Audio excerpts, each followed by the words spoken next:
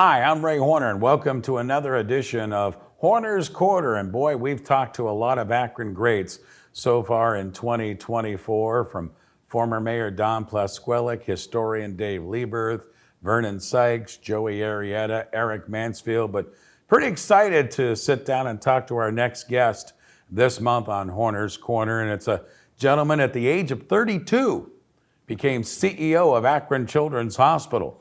And at that time, the footprint with Akron Children's Hospital was about a budget of $3.5 million and about 900 employees.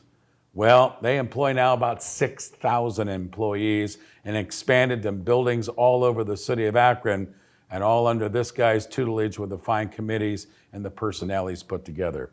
It's Bill Considine with us this month on Horner's Corner. Bill, welcome to the show. Ray, it's really good to be with you. I've always enjoyed our conversations. You had a way of tracking me down no matter where I was for some of those early morning updates on what was going on in our fine city. We did. We've talked in some pictures. Matter of fact, the first interview I ever did with Bill when I came to Akron 25 years ago, he was one of the first people I had a chance to meet, and we were doing the Sugartown Express together out in the Fairlawn area to fight diabetes. But that's what Bill and his wife Becky have done so well here in the greater Akron area, is work hard for all of us. And we're going to get into those discussions from healthcare and beyond with Mr. Bill Considine. But Bill, let's go back. Age of 32, you become the president CEO of Akron Children's Hospital. So take us back to those beginning times. Well, coming home to my hometown was pretty special. During my college days, I was at the University of Akron. I was president of student government during my senior year. I also was on the soccer team. I tell people I was on the team because Coach Perry needed somebody to sit on the bench and speak English with him. But they had always had a great team. But my senior year, with everything going on in Vietnam and the draft, I was asked to speak to a business group here in town. And after the talk, the guy who was the CEO at Akron Children's Hospital, Roger Sherman, he reached out to somebody at the University of Akron in the placement office and said, "What's Considine going to do when he graduates?" And that led to me being introduced to Mr. Sherman. He introduced me to some of the young men that worked for him at Children's. And the whole field of hospital administration was mentioned to me. I never had thought about that. So I ended up applying. I was in the first class that was at Ohio State. There were 8 of us in the first graduate master's program at Ohio State in health administration. And when I was wrapping up that, I got drafted. I went in, I was a lieutenant in the Public Health Service, which is a branch of the Navy. So I served my country for my 2 years in that capacity.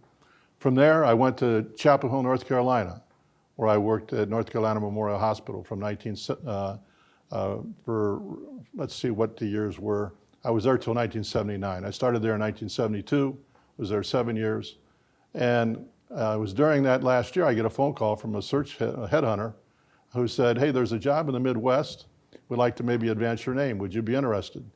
I went to Chicago to go through all those kinds of tests they give you. Yeah. And when I was doing that, I said, "Hey, listen, looks like this hospital's in Akron, Ohio. And it looks like it's where Mr. Sherman had worked for 35 years. Fortunately, I was asked to interview. I was number 5 on the list.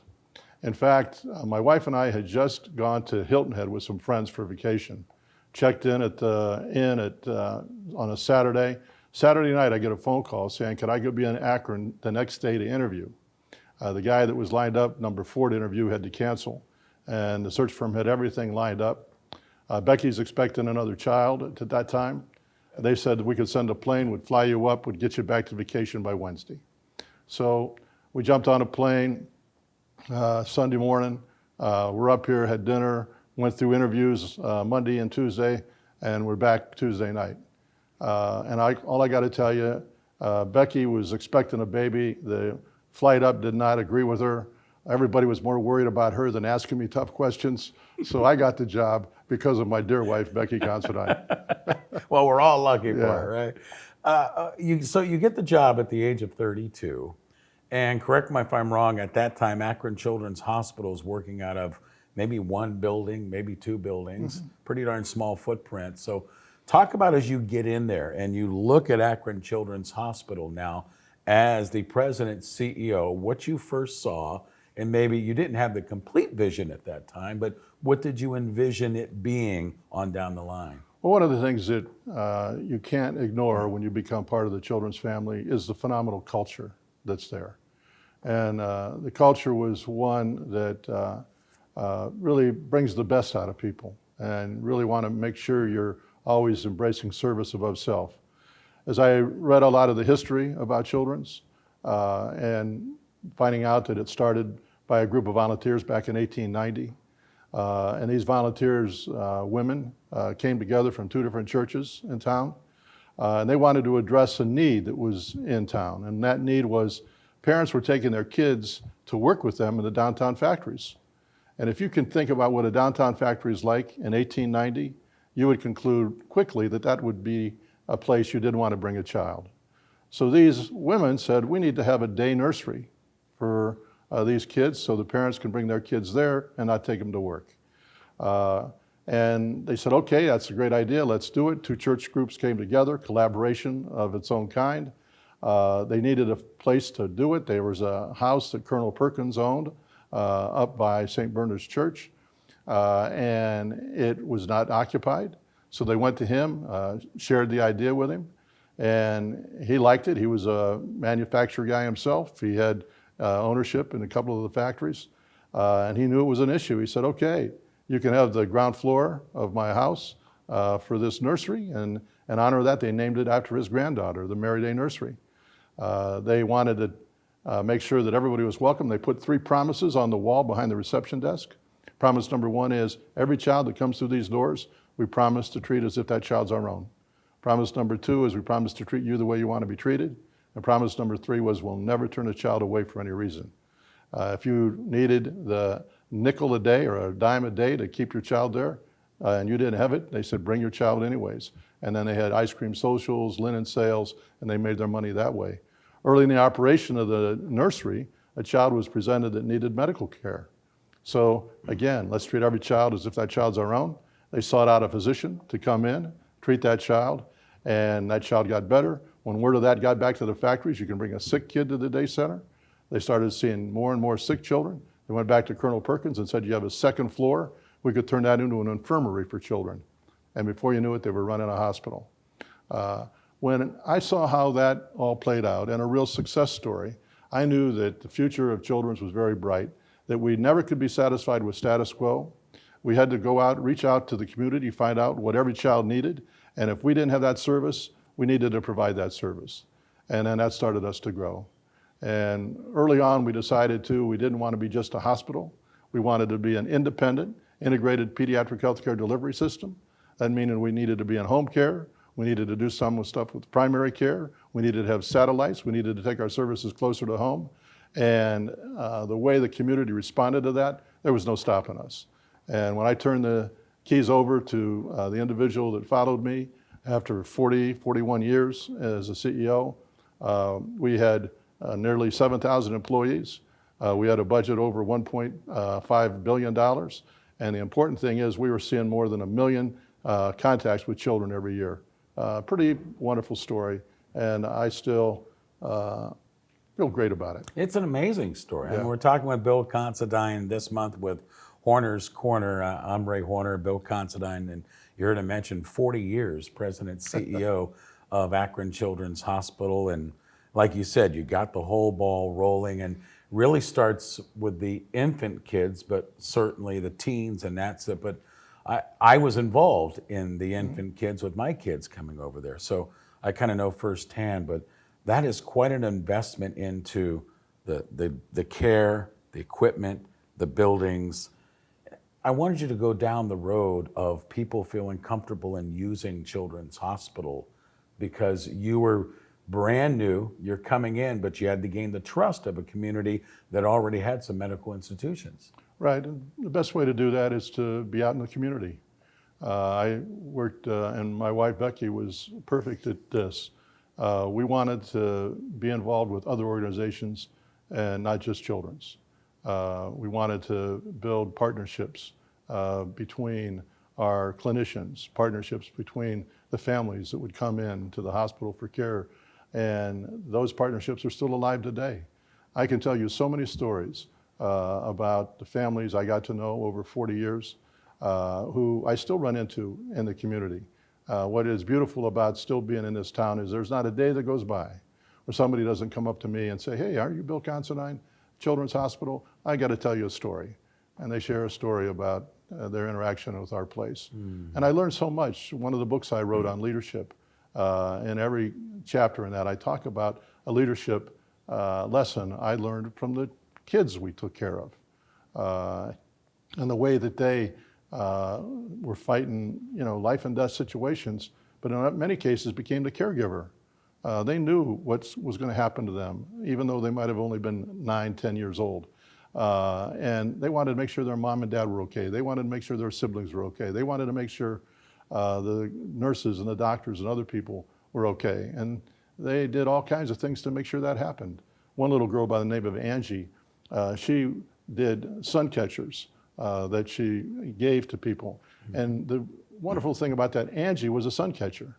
The way she would come into a room, she would bring that bright light to everybody, even though she was going through chemotherapy and things of that nature. But her eyes always had that sun catcher light to them. And when she passed away, her mom Joyce had 2 sun catchers that Angie had not finished yet.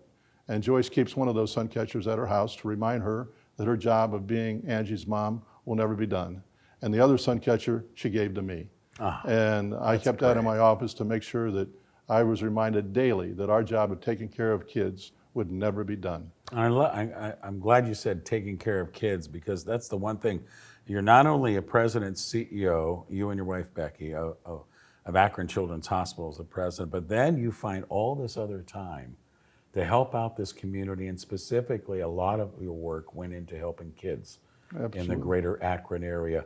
Take us back, and maybe we have to hit the reset button and go way back. I mean, you love the Akron area, but where did that love for the kids start? Because you and Becky have done so much for children and for families in this Akron area. Well, I give my mom and dad credit for that. I'm the oldest of 5. Grew up in South Akron, and not far from Summit Lake, which is one of the reasons I'm so involved right now in trying to bring Summit Lake back alive. And my wife Becky is a Firestone High School grad. And both of us, and when we reflect back on our childhood, have wonderful memories of organizations that helped us out. Pete Berg, a dear friend of mine, he and I played a lot of basketball at the Urban League Center that was on Market Street. And if that facility had not been there, I don't know what we would have done with our time. Probably gotten in trouble. But you were around people that understood how important it was to invest in you and tried to help you. I was a Boy Scout. I did a number of things in CYO, playing baseball, playing football, running track, those kinds of things that, again, taught you teamwork, taught you how to be a good winner, but also a good loser. The whole issue of sportsmanship. And Becky was the same way. She was a very accomplished swimmer. She started the tennis program when she was a student at the University of Akron. They did not have tennis. She started a little tennis club. Now it's a MAC champion a few years ago in tennis. She's very proud of that. She'll show you her ring that they gave her, I tell you. I'll have to check that out sometime. So, again, I give that groundwork that was done by parents and others that now you want to give back, and it's our turn to give back. So we try to do that. And my mom and dad believed in that. My dad was one of 11 children. And even growing up, when I was born, we lived in an attic in a house by Lakeshore Jewelers. And then when my sister was born, that room was too big. We moved into my dad's brother's house. We lived upstairs, he lived downstairs. And all the kids, we started growing up together, and then the house got too full. And then we moved into the house where all my siblings and I grew up in on Victory Street that they moved out of in 1967. So, Bill Considine is with us. He's this month's guest on Horner's Corner. So let's go to November of 2018, I know I was a little bit surprised when I heard that you were going to step down as president CEO of Akron Children's Hospital. I imagine knowing, and you folks can hear the passion, that that was a discussion that you and Becky had, other family members. Talk about that decision, because I imagine with starting that whole thing up that was a tough one. Well, I loved the work I did. It really wasn't work, it was a calling in a lot of ways. And, you know, just knowing how important that institution is and its services to the community, I surely didn't want to be a hanger-on. And I thought, okay, when I turn 72, it'll be 40 years of being a CEO of an organization. That's a long time. And the hospital could not have been in better shape. And so I started there, and we wanted a transition year. So 18 went into 19. I was still CEO in 2019, and Grace, who followed me, was the CEO, or the president. And then the following year, she had both titles, and I had some work I was doing for the foundation. So we tried to make it a seamless transition. And I think it played out as a seamless transition. Unfortunately, COVID came down the pike. If I would have known COVID was around the corner, Ray, quite honestly, I don't think I would have left when I left. Would I have made a big difference? Probably not. But I think it would have been comforting to some of the people. I got to the point where the hospital when I walked around the hospital and visited the staff, I was dad. And my dad always wanted to make sure that people felt safe. And that was one of my goals. I want our people to feel safe.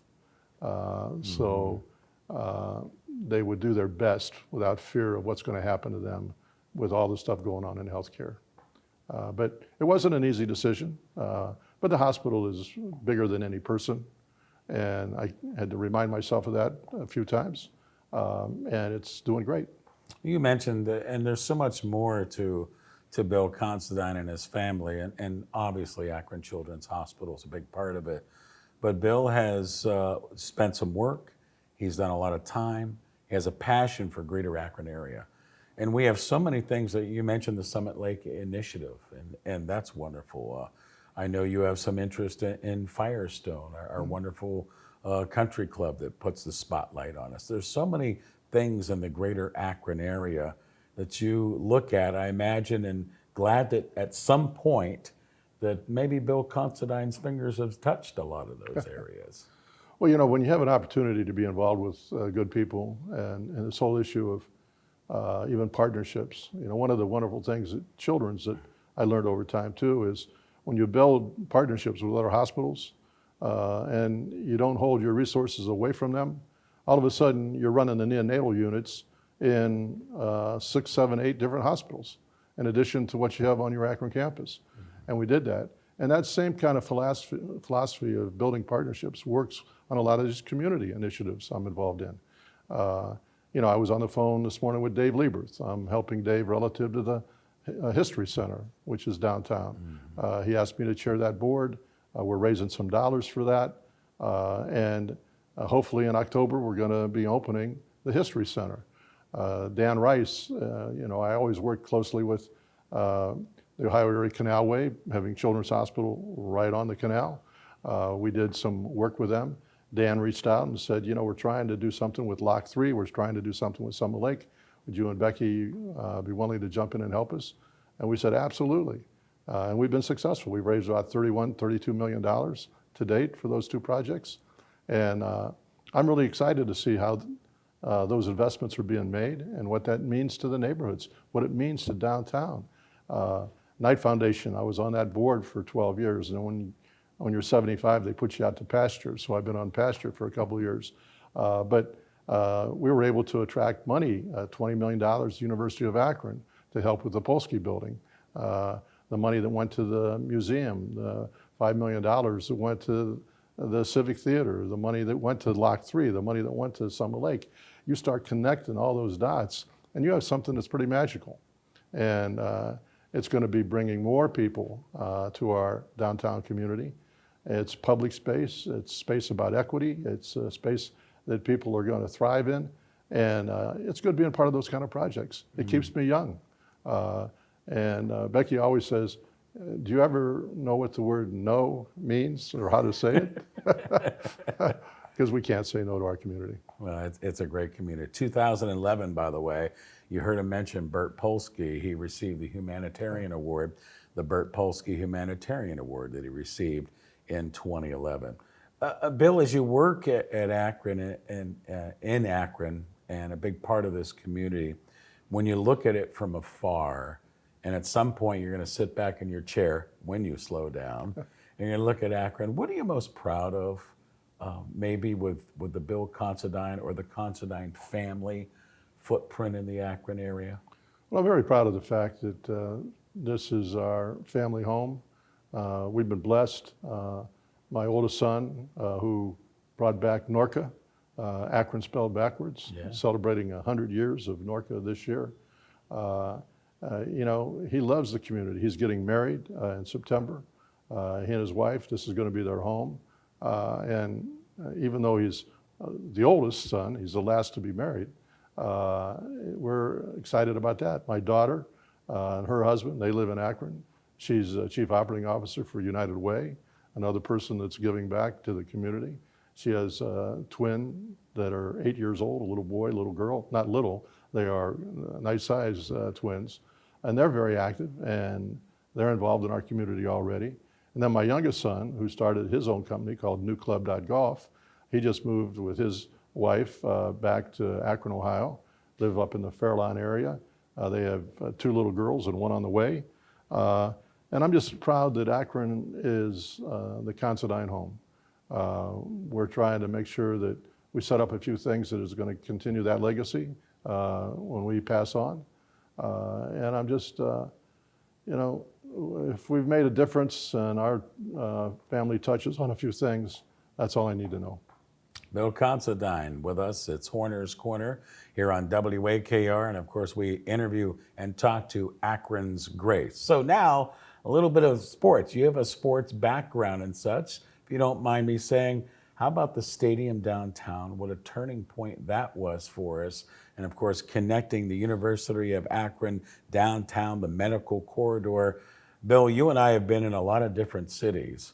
I think the downtown Akron area is pretty special when you look at sports, education, entertainment, and medical, and an entertainment district and a medical corridor, all within 3 blocks of each other. Oh, it's interesting to see how that played out too. When we were starting to expand children's, one of our expansions, we moved into a park right in front of us. And it was owned by the city. I had to negotiate with the city to allow us to move into that park. During that process, they said, could you, in future expansion, go towards Main Street? We said, sure, we'll be glad to do that. But we didn't own any land from Bowery to Main Street. And over a period of time, we purchased all that land. And then one day, I'm in my office, and I get a call from Mayor Plisquelic, and he says, hey, Considine, I want to get on your calendar. I said, sure, anytime. He said, well, I'm in your lobby right now. Could we do it now? That sounds like the former mayor, doesn't it? So he came in and rolled out this. He said, all this land, you own it. And he says, we have an opportunity to move a baseball stadium into Akron. We need that land. And he thanked us for acquiring all, even though the city, Jim Alkire and others put a lot of pressure on us to buy all that land. There was a Prin's office supply building we bought. There was some apartment complexes that didn't work out too well that were on Bowery Street. We bought those. There was a car dealership on State. We bought that. There was some train track rights we had purchased. We had cleaned up everything. There was on Main Street, there was a Scott's drugstore. We bought that entire block. And when the city had an opportunity to bring a stadium there, we said, okay, let's make that happen. So the city ended up buying that land back from us. We took the money from that and we purchased some other properties that have enabled Children's to continue to grow their footprint here in town. And, you know, you talk about what I'm proud of, you know, being able to have that kind of relationship with the city, to do something that's good for the city, but then also gave us an opportunity to think a little differently about how we could continue to expand our campus. And you look at the campus that has been developed for children in this community in downtown Akron. It is pretty special. I mean, there's probably $300 million or more of investment that's gone into it, and more to come, would be my guess. That is just something. And that stadium and everything that has meant to the community and the partnership that we developed with, Ken Babby. And Jim Fander's one daughter had a health concern that we took care of, and that grew into an even closer relationship between them. And Jim Fander and my son went to high school together. The first time I met Fander, or actually I met Babby, the two of them came into my office, and I'm saying hi to Ken, and he says, "This is my general manager, Jim Fander." And Jim looked at me and says, "Do you still make those Mickey Mouse pancakes?" And I'm going, and Babby just fell on the floor. And it turns out that Fander used to come to our house with my son, and they'd hang out overnight. And in the morning, one of my jobs was to make sure all those guys got fed before they went off for baseball practice. So those are the kind of things that, you just can't make them happen. They happen because they're pretty special. It's the Considine name, and certainly in Akron for a long period of time. Education, recreation, of course, medical care with Bill's work at Akron Children's Hospital. And I think for many, many years to come, we'll be echoing the Considine name, Bill Considine, for sure. Bill, thanks for joining us this month on Horner's Corner. Always love our conversations. I do too, and thank you for what you do for our community. You're an advocacy voice. I love listening to you in the morning from 6 to 9 now. It used to be earlier, I think. Yeah, a little bit earlier. Yeah, but and the relationship you developed with Joe Congini, another person that when I look at things I'm proud of, I'm very proud of the fact we recruited Joe, and he developed into one of the #1 sports medicine guys in the United States. There's no doubt about it. That's Horner's Corner. Bill Considine, our guest this month, former president, CEO of Akron Children's Hospital, but he is currently an advocate and a mover for sure in the greater Akron area. Thanks for watching, listening to Horner's Corner. I'm Ray Horner.